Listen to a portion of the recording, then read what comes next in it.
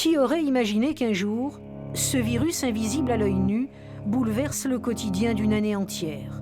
Pas grand monde, la preuve, février 2020, les Provençaux sont en vacances, font du shopping ou skient dans toutes les stations de la région. Des milliers d'images auraient pourtant dû nous alerter. La Chine et ses villes en quarantaine, sa population confinée. L'Italie aussi, dans l'indifférence générale, notre voisin ferme ses villes du Nord et compte ses premiers morts. Je suis contraint de combattre cette situation avec toute ma douleur. Ma petite sœur est morte dans le lit et je ne sais pas ce que je dois faire. Plus près de nous, sous l'œil des caméras du monde entier, des bus arrivent à Carry-le-Rouet. À l'intérieur, 200 rapatriés sanitaires de Wuhan pour une mise en quarantaine inédite. On est inquiet pour nos enfants, on est inquiet pour nos personnes âgées, on est inquiet pour nous. On nous met, nous, rapatriés en plein milieu d'une situation civile, d'une commune de 6 000 habitants au cœur d'une métropole. La métropole marseillaise, c'est inadmissible. En PACA, les 5 millions d'habitants ne le savent pas encore, mais ce bus-là marque le début d'une prise de conscience. Et si finalement la pandémie n'était plus si lointaine? Mars 2020, c'est le mois où tout bascule. De nouveaux mots apparaissent: commerce non essentiel, gestes barrières, Covid-19 du nom de la maladie. En Provence, désormais, on ne peut plus se rassembler, manger dehors, aller au cinéma et faire du sport. Plus d'école pour personne. Seule exception, dans un contexte polémique et d'abstention, le premier tour des élections municipales est maintenu. Et puis, devant 35 millions de téléspectateurs, il y a cette phrase choc du président de la République. Nous y oblige. Nous sommes en guerre.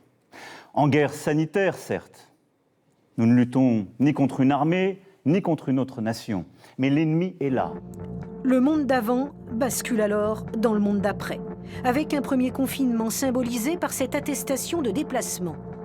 Marseille vide, triste et silencieuse. Les Provençaux avancent de plus en plus masqués, car pour faire face à la pénurie, les petites mains fabriquent des masques. La contestation s'intensifie. Ça n'était pas qu'un rendez-vous, et puis, salut les gars, non, c'est une lutte qui commence. Le désespoir aussi. Si vous nous enlevez la seule chose pour laquelle on survit, qu'est-ce qu'on fait? On meurt.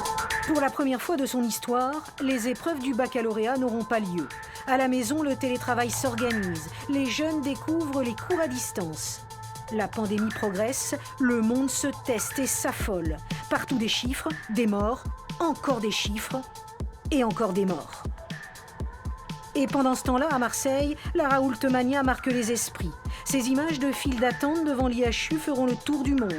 Le président de la République se déplacera même. Didier Raoult, défenseur de l'hydroxychloroquine, contre lui une partie de la communauté scientifique, avec lui des supporters de tout horizon. Professeur est champion, vous êtes une bombe, continuez, vous êtes au top, hein, chef. En mai, fais ce qu'il te plaît, dit le dicton. C'est la fin du premier confinement. Après 55 jours d'arrêt, la vie reprend des couleurs. Dans le métro, à la plage, sur les terrasses et dans les écoles.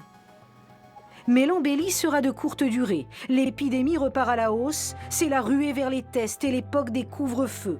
Pour sauver l'économie, le gouvernement change de stratégie. Si les restos restent fermés, les fêtes deviennent clandestines. Et les librairies essentielles.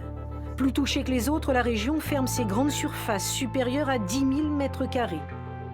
Un an s'est écoulé et toujours la même question, quand tout cela finira-t-il? La planète entière mise sur les vaccins, la région n'échappe pas à l'ambiance, il y a ceux qui sont pour et ceux qui sont contre. Un an après, la perspective d'un nouveau confinement est toujours d'actualité.